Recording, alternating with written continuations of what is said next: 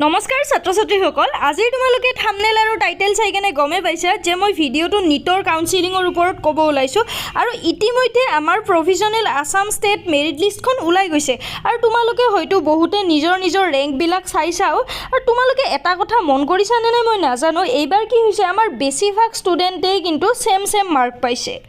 তাৰে পৰা জেনেৰেলৰ টপাৰজনে মাৰ্ক পাইছে 695 EWS কেটেগৰীৰ টপাৰজনে পাইছে 695 মানে দুয়োজনে সেম মাৰ্কে পাইছে SC কোটাৰজনে পাইছে 685 ST কোটাৰ টপাৰজনে পাইছে 655 আৰু OBC আৰু NCL কোটাৰ পৰা যিজন আছে তেওঁ পাইছে 664 চোৱা এতিয়া মেইন কথা হ'ল যদিও আমাৰ লাষ্ট কেইবছৰমানৰ তুলনাত সিটৰ সংখ্যা বাঢ়িছে মানে মই এইমছখনৰ কথা কোৱা নাই দে এইমছখনক বাদ দি যি আমাৰ 12খন কলেজ আছে তাতে টোটেল সিট আছে 1500টা কিন্তু এই 1500টা সিটৰ তাৰে 15% ৰিজাৰ্ভ হৈ থাকে অল ইণ্ডিয়া নিট ইউজিৰ ষ্টুডেণ্টখিনিৰ কাৰণে আকৌ এতিয়া আমাৰ নতুন নিয়ম মতে কি হৈছে 10% সিট যাব NRI কোটাৰ ষ্টুডেণ্টখিনিৰ কাৰণে সো এনেকৈ যদি আমি চাব যাওঁ কিন্তু আগৰ তুলনাত সিটৰ সংখ্যা আমাৰ বাঢ়াত কৰি কমি হৈ গৈছে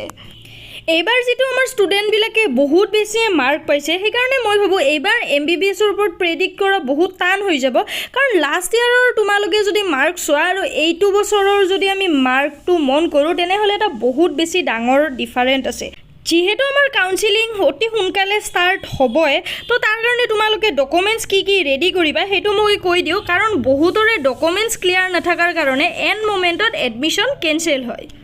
ডকুমেন্টছ তোমালোকে নিটৰ ফৰ্ম ফিলআপৰ সময়ত যি ডকুমেন্টছ দিছিলা এটা কাউন্সেলিংৰ টাইমতো সেম ডকুমেন্টছখিনিয়ে দিব লাগিব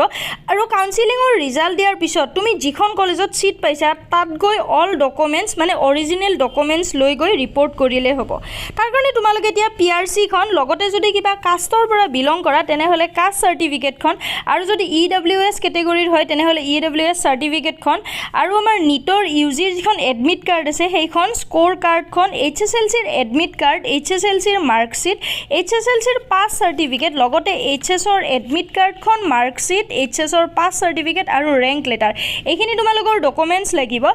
এতিয়া আহিলে আমাৰ কলেজ সিলেক্ট কৰাৰ কথা কলেজ সিলেক্ট কৰাৰ ক্ষেত্ৰত ফাৰ্স্ট তুমি কিমান মাৰ্ক পাইছা হেতু ভালদৰে চাবা যদি তুমি জেনাৰেল কেটেগৰীৰ পৰা বিলং কৰা আৰু মাৰ্ক পাইছা 680 প্লাস তেনেহলে তুমি GMCH পাবা এনেকৈ তুমি মানে কলেজত কোনখন কলেজত ফাৰ্স্ট প্ৰিফাৰেন্স দিবা সেকেন্ড প্ৰিফাৰেন্স কোনখন কলেজত দিবা তোমাৰ মাৰ্কটো চাই লবা আৰু লাষ্ট ইয়াৰৰ হিষ্ট্ৰি চেক কৰি কেনে তুমি এনেকৈ কলেজৰ ফাৰ্স্ট প্ৰিফাৰেন্স সেকেন্ড প্ৰিফাৰেন্স দিবা